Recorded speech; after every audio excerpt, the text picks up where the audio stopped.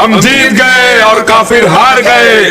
हम जीत गए और काफिर हार गए। एक औरत को उसके पति की आंखों के सामने जिंदा जला दिया गया। एक बेटे के सामने उसकी मां जिंदा जलकर राख हो गई। एक पिता के सामने उसके बच्चों को जिंदा मार दिया गया। और इन सब का कसूर सिर्फ इतना था कि ये लोग अयोध्या में रामलला के दर्शन करके वापस लौट रहे थे। अब आप सोच रहे होंगे कि शायद उस दिन कुछ दंगे हुए होंगे, लेकिन ऐसा कुछ भी नहीं हुआ था। उस दिन एक दूसरे इंटीरियर कार्यक्रम को कवर करने के लिए गोधरा के सारे लोकल पत्रकार कहीं गए हुए थे और इत्तेफाक से उस दिन गोधरा में एक भी जर्नलिस्ट नहीं था।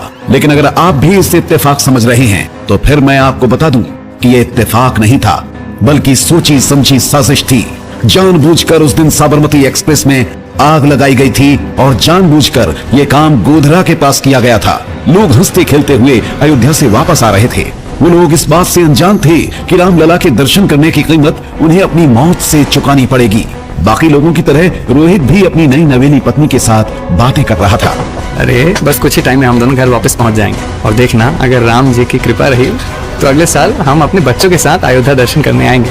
रोहित ने प्यार से अपनी पत्नी आरती से कहा, जिसे सुनकर आरती शर्मा गई। आप भी ना जाने कैसी कैसी बातें करते हैं रोहित। अभी 1 महीना पहले ही तो हमारी शादी हुई है और आपको बच्चों की पड़ी है। क्यों, मैंने कुछ गलत कहा क्या? देखना, अब जल्दी ही हमारे घर में एक प्यारा सा बच्चा आएगा और ये मेरा मन कह रहा है। ये इतिहास के पन्नों की वो काली रात थी जिसे भूल पाना शायद इतना आसान नहीं होगा। और उस काली रात की मनहूस तारीख थे 27 फरवरी 2002, जब रोहित और आरती कार्य सेवकों के साथ अयोध्या से रामलला के दर्शन करके वापस लौट रहे थे और दोनों एक दूसरे के साथ मिलकर भविष्य के सुनहरे सपने देख रहे थे। तभी आरती उठी और बोली, आप बैठिए, मैं जरा बाथरूम जाती हूँ। अभी आरती रोहित से बात करके थोड़ी आगे बढ़ी ही थी कि तभी उसके चिल्लाने की आवाज आई, जिससे सभी हैरान होकर उसकी तरफ देखने लगे।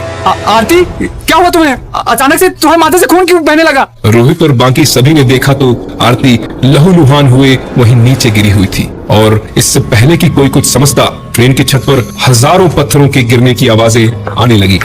आज राम मंदिर बनकर तैयार हो गया है, लेकिन हिंदुओं ने इसके लिए कितनी बड़ी कीमत चुकाई है ये शायद आप नहीं जानते। राम मंदिर का इतिहास लाखों कत्लेआम का गवाह है और उसी इतिहास का एक काला अध्याय है गोधरा कांड।